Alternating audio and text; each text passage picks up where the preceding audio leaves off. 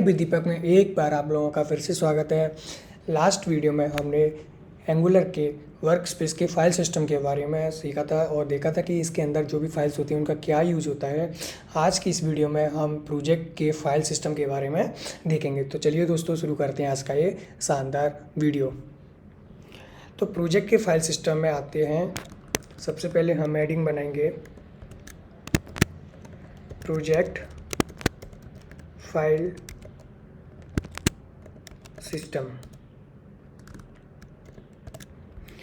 इसके अंदर प्रोजेक्ट के अंदर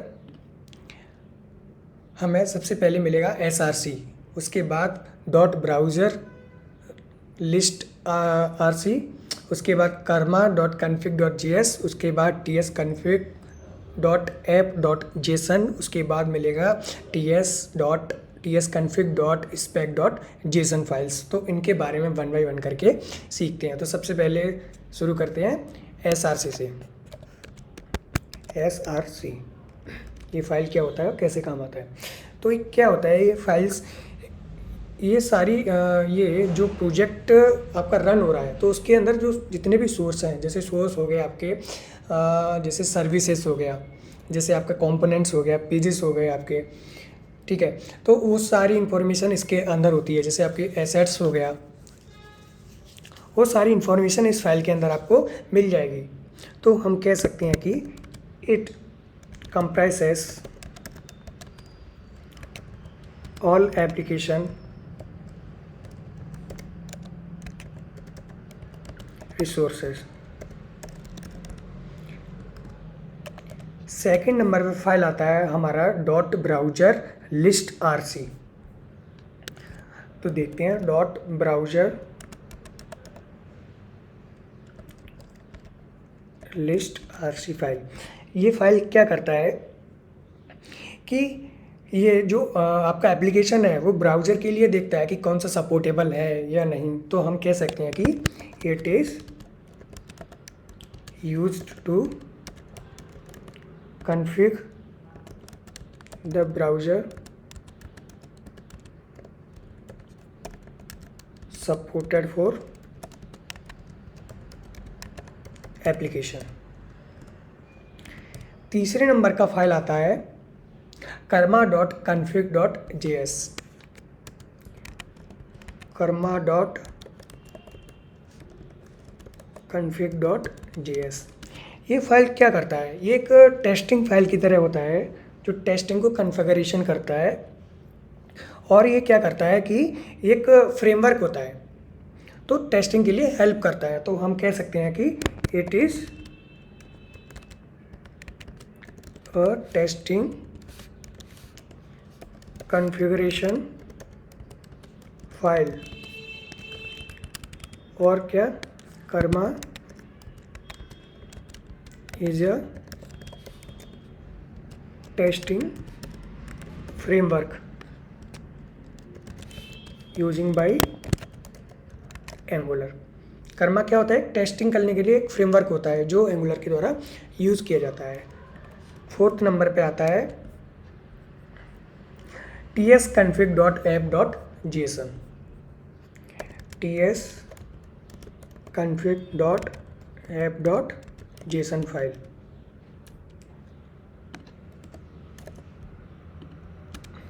ये फाइल क्या करता है कि ये टाइप स्क्रिप्ट के लिए कॉन्फ़िगरेशन फाइल होता है। जो भी आपका करंट चल रहा है उसके लिए टाइप स्क्रिप्ट के लिए एक कॉन्फ़िगरेशन फाइल होता है। तो हम कहते हैं कि it is a type script configuration file for project. उसके बाद फिफ्थ नंबर पे आता है ts config dot spec dot JSON. ts config dot spec dot JSON. ये फाइल का यूज़ क्या होता है कि ये टेस्टिंग से रिलेटेड फाइल होता है। जो भी एप्लीकेशन का टेस्टिंग होता है तो उसके कॉन्फ़िगरेशन इसके फाइल के अंदर होते हैं। तो मेनली हम कहते हैं कि it is a configuration file for testing. तो जहाँ पर भी डॉट स्पेक फाइल का यूज़ हो रहा है तो समझ जाना कि वो फाइल टेस्टिंग से रिलेटेड है। तो यहाँ पे हम कह सकते हैं कि spec are used for testing, और हम कह सकते हैं कि specs files are related to testing. तो हमने प्रोजेक्ट फाइल सिस्टम के बारे में देख लिया, इस सारी फाइल्स के बारे में हमने वन बाय वन करके देख लिया। तो अब हम चलते हैं सोर्स फाइल के अंदर। सोर्स फाइल के अंदर हमारे पास बहुत सारा फाइल्स है और ये भी हम देखेंगे वन बाय वन करके। मैं आपको ये सारा फाइल्स इसलिए थ्योरी में बता रहा हूँ क्योंकि ये सारी फाइल्स इंटरव्यू में क्वेश्चन पूछे जाते हैं, तो ये इंटरव्यू के लिए बहुत ही इंपॉर्टेंट है, इसलिए मैं आपको थ्योरी वाइज ये आपको सारी फाइल सिस्टम के बारे में बता रहा हूँ। तो अब चलते हैं सोर्स फाइल के अंदर। तो हम हेडिंग बनाएंगे एंगुलर रिसोर्सेस फोल्डर।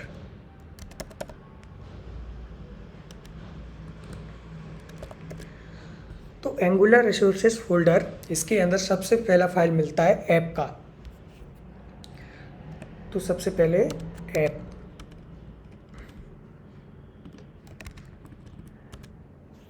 तो ऐप क्या होता है कि एक एप्लीकेशन का रिसोर्सेस के अंदर एक ऐप नाम का फोल्डर होता है। तो वो क्या करता है कि उसमें सारे आपके components, services, factories, pipe, guard, ये सारे इन्फॉर्मेशन इसमें होती है, इसमें कलेक्ट रहती है। इसी के अंदर हम अपने कंपोनेंट्स क्रिएट करते हैं जो भी प्रोजेक्ट में काम की होती हैं। तो हम कह सकते हैं कि it comprises of application resources like component, services, pipes और etc। ये क्या करता है कि जो भी आपके प्रोजेक्ट में कंपोनेंट्स हैं, सर्विसेज हैं, पाइप्स हैं, उस सारी इन्फॉर्मेशन इसके अंदर होती है। उसके बाद फोल्डर आता है एसेट्स का।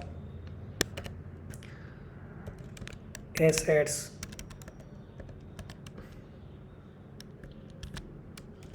तो एसेट्स क्या करता है, एसेट्स के अंदर आपके जो भी स्टैटिक रिसोर्सेज होते हैं, जैसे आपके एप्लीकेशन का लोगो हो गया, आपका कोई फॉन्ट हो गए, आपका कोई इमेजेस हो गए, आपका कोई सॉन्ग हो गया, तो वो एसेट्स के रूप में इस फोल्डर के अंदर रखे जाते हैं। इसमें आप अपने लोगो से लेकर कुछ भी आप जो भी आपका स्टैटिक डेटा है वो इसके अंदर स्टोर करते हैं। जो भी प्रोजेक्ट में यूज़ किया जाना है वो एसेट्स फोल्डर के अंदर स्टोर होता है। तो इसमें हम कह सकते हैं कि it is a folder that contains static information या static resource etc। जैसे इसमें एग्जांपल में लिखेंगे, जैसे इमेजेस, लोगो, डॉक्स, PDF etc। उसके बाद फोल्डर आता है एनवायरनमेंट्स का। थर्ड नंबर पे आएगा एनवायरनमेंट्स। तो ये क्या होता है कि एक कॉन्फ़िगरेशन फाइल होता है जो हेल्पफुल होता है, किसके लिए होता है, डेवलपमेंट के लिए होता है, टेस्टिंग के लिए होता है और प्रोडक्शन के लिए होता है। तो इसमें हम कह सकते हैं कि it is used to configure all environment for application, जैसे डेवलपमेंट,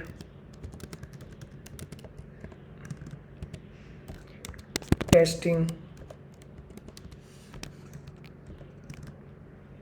थर्ड नंबर पे production.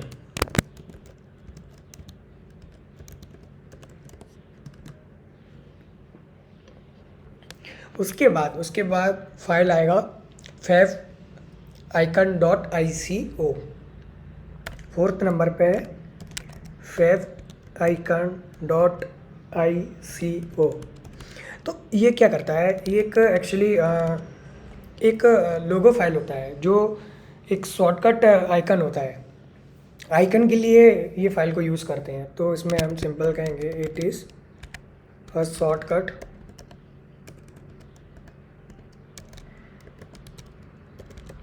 Icon of fav icon for application. ये फाइल्स ओनली आइकन के लिए यूज़ किया जाता है। उसके बाद फाइल आता है index dot H T M L. तो फिफ्थ नंबर पे index dot H T M L, ये सबसे इम्पोर्टेंट फाइल है। तो ये क्या करता है, ये एक पूरे जो प्रोजेक्ट होता है उसका एक स्टार्टअप फाइल होता है। इसी के अंदर आपको जो HTML से रिलेटेड जो भी फाइल्स आता है वो यहीं से ऑपरेट होता है और यहीं से रन होता है। ये मेनली मेन फाइल होता है किसी भी प्रोजेक्ट को रन करने का। एक HTML डेटा जहाँ पर रखा जाता है जिससे रन होता है, ये वो फाइल होता है जो मेन फाइल है। तो इसमें हम कह सकते हैं कि it is the startup page for every project. एक प्रोजेक्ट के लिए स्टार्टअप फाइल होता है। उसके बाद 6 नंबर पे आएगा main dot T S. Main dot T S, तो ये मेन डॉट टी एस क्या होता है कि क्या करता है कि एक एंट्री पॉइंट फाइल होता है जो आपके प्रोजेक्ट को स्टार्टिंग करने में हेल्प करता है। तो इसमें हम कह सकते हैं कि it is entry point for starting your application. उसके बाद 7th नंबर पर फाइल आता है पॉलीफिल्स डॉट टी एस। ये इम्पोर्टेंट फाइल है इंटरव्यू के पर्पज से। पॉलीफिल्स डॉट टी एस, तो ये फाइल क्या होता है, पहले इस फाइल के बारे में सीखेंगे। तो ये फाइल होता है एक्चुअली ये हैंडल करने के लिए, डिफरेंशियल लोडिंग को हैंडल करने के लिए यूज़ किया जाता है। डिफरेंशियल लोडिंग जैसे आप लेजेसी ब्राउज़र यूज़ कर रहे हैं तो उसके लिए क्या करेगा, ये लेजेसी लाइब्रेरी प्रोवाइड कराएगा। अगर आप मॉडर्न ब्राउज़र यूज़ कर रहे हैं तो ये आपको मॉडर्न लाइब्रेरी यूज़ कराएगा। तो इसमें हम सिंपली कह सकते हैं कि it is used to handle differential loading. और उसके बाद डिफरेंशियल लोडिंग क्या होता है,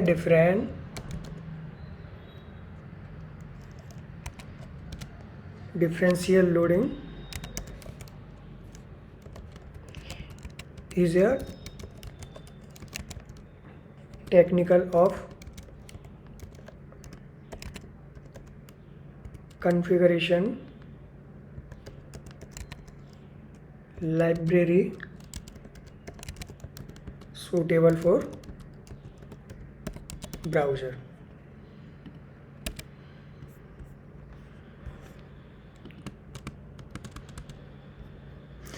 तो इसमें क्या है, differential loading is a technical configuration library suitable for browser. तो ये क्या करता है कि जैसा ब्राउज़र को सूटेबल लाइब्रेरी होगा वो उसको प्रोवाइड कराएगा। और इसमें एक और पॉइंट क्या दे सकते हैं, जैसे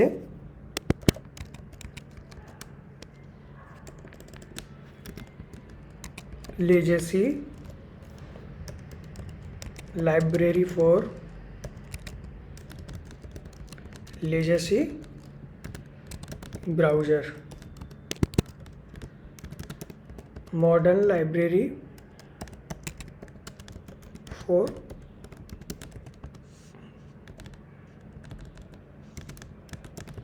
मॉडर्न ब्राउज़र्स।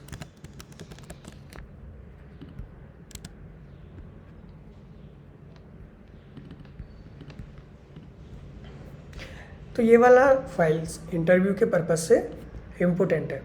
उसके बाद फाइल आता है styles.css। तो 8th नंबर पे आता है styles.css। इस फाइल्स के बारे में तो आपको पहले से ही पता होगा, ये तो सभी यूज़ किए होंगे नॉर्मल जावास्क्रिप्ट, HTML और CSS फाइल्स में। ये वही वाला CSS फाइल है। बेसिकली ये होता क्या है एंगुलर प्रोजेक्ट में, ये एक ग्लोबली फाइल होता है जो ग्लोबली सबके लिए CSS डिफ़ाइन करता है। यहाँ पे आप कोई भी क्लास नेम कुछ भी डिफ़ाइन करोगे और प्रोजेक्ट लेवल पे आप कहीं भी उसको यूज कर सकते हो। ये ग्लोबली CSS डिफ़ाइन करता है। तो इसमें हम कह सकते हैं simply it comprises of global styles that are used for all components in your application। Simply ये सबके लिए क्या करता है, ग्लोबल CSS डिफाइन करता है। उसके बाद फाइल आता है test.ts। उसके बाद 9th नंबर पे आता है test.ts। test.ts फाइल क्या करता है, ये टेस्ट एट्रीब्यूट को कंप्राइजेस करता है। तो हम इसमें सिंपली कह सकते हैं कि it comprises of test attributes used for testing. तो आज हमने क्या देखा कि ये सारे रिसोर्सेज के बारे में हमने सीखा कि इसके अंदर कौन कौन से फाइल्स होते हैं, फोल्डर्स होते हैं, वो क्या क्या यूज़ होता है उन सारे फोल्डर्स का। तो ये मैंने आपको थ्योरी बेस में इसलिए दिया है क्योंकि आपको इंटरव्यू के लिए बहुत ही ज़्यादा हेल्पफुल करेगा। तो इसको एक बार अच्छे से आपको पढ़ के जाना है इंटरव्यू से पहले। उसके बाद आप चलते हैं अगले टॉपिक पे। यहाँ से भी इंटरव्यू के बहुत सारे क्वेश्चंस पूछे जाते हैं, तो ये भी मैं आपको यहीं पे कवर करा देता हूँ। तो हम सीखेंगे एंगुलर का आर्किटेक्चर के बारे में। तो angular high level architecture, angular के आर्किटेक्चर के बारे में देखेंगे। तो उससे पहले हम देखेंगे कि ये कंपाइलिंग टेक्निक यूज़ करता है, तो वो कौन कौन सी टेक्नोलॉजीज़ यूज़ करता है। तो बेसिकली हम यहाँ पे कह सकते हैं angular uses 2 types of compiling techniques. First कौन सा है, JIT। सेकंड कौन सा है, AOT। अब JIT और AOT होता क्या है, तो JIT को बोलते हैं जस्ट इन टाइम, और AIT क्या होता है, अहेड ऑफ टाइम।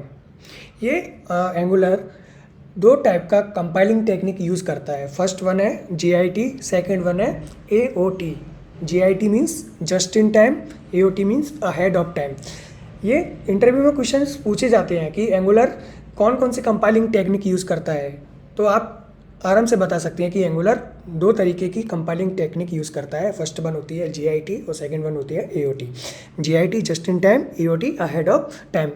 होता क्या है ये, तो जस्ट इन टाइम के बारे में देखेंगे। तो ये क्या करता है कि जो कोड होता है उसको कंपाइल करता है ब्राउज़र के अंदर। तो इसमें हम कह सकते हैं simple it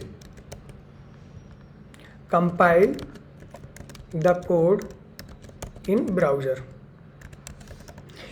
just in time क्या करता है, जब आप अपने एप्लीकेशन को रन करते हैं तो उस टाइम क्या करता है, ब्राउज़र में ही कोड को कंपाइल करता है। अहेड ऑफ टाइम क्या होता है, it compiles the code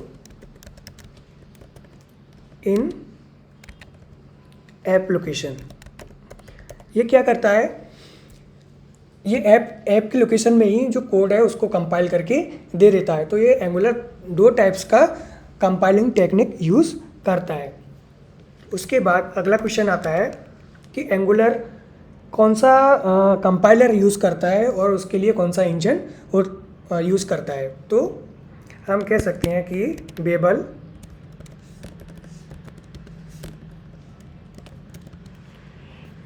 is the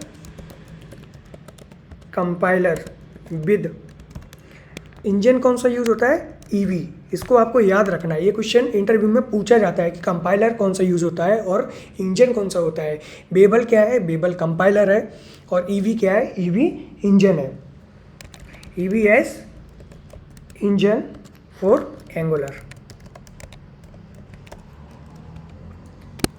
आपको भूलना नहीं है इसमें क्या है। बेबल क्या है? कंपाइलर है। और ईवी क्या है? सॉरी, बेबल का मीनिंग गलत कर दिया है, BABEL। और ईवी क्या है? ईवी है इंजन। ये क्वेश्चंस इंटरव्यू में ज़रूर पूछे जाते हैं। इसके बाद देखते हैं कि जो ईवी है, ईवी एंगुलर कब से यूज़ कर रहा है। तो आप कह सकते हैं कि 11 वर्जन से यूज़ कर रहा है।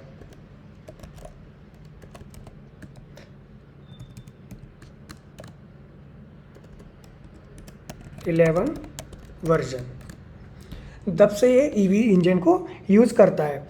और सबसे लास्ट में एक क्वेश्चन आता है जो आपसे इंटरव्यू में पूछ लिया जा सकता है। जैसे एक प्रोसेस होती है जो स्टैटिक डॉम होता है, उसको डायनेमिक डॉम में कन्वर्ट करता है, तो उस प्रोसेस को बोलते हैं हम बूटस्ट्रैपिंग। तो आपसे इंटरव्यू में पूछ सकता है कि बूटस्ट्रैपिंग क्या होता है। तो आप बोल सकते हैं कि the process of converting static DOM into dynamic DOM. Dynamic DOM is known as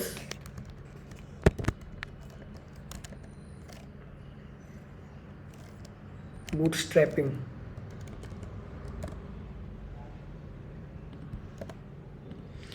तो ये प्रोसेस होता है, क्या करता है कि स्टैटिक डॉम को डायनेमिक डॉम में चेंज करता है। उस प्रोसेस को हम बोलते हैं कि बूटस्ट्रैपिंग। अगर आपसे इंटरव्यू में कोई पूछता है कि बूटस्ट्रैपिंग क्या होता है, तो आप आसानी से इसको बता सकते हैं। आज हमने प्रोजेक्ट फाइल सिस्टम कवर किया है और एंगुलर का रिसोर्सेज फोल्डर के अंदर क्या क्या फाइल्स होते हैं, उनका यूज़ क्या है, इंटरव्यू से क्या क्या क्वेश्चन पूछे जा सकते हैं, वो सब आज हमने कवर किया है। आने वाली वीडियोस में मैं आपको component, services, pipes, guard, routing कैसे यूज़ करना है, ये स्टेप बाय स्टेप आपको पूरा कोर्स कराऊँगा। तो दोस्तों, यहीं आप आज का वीडियो एंड करते हैं और मिलते हैं अगली शानदार वीडियो में। Thank you.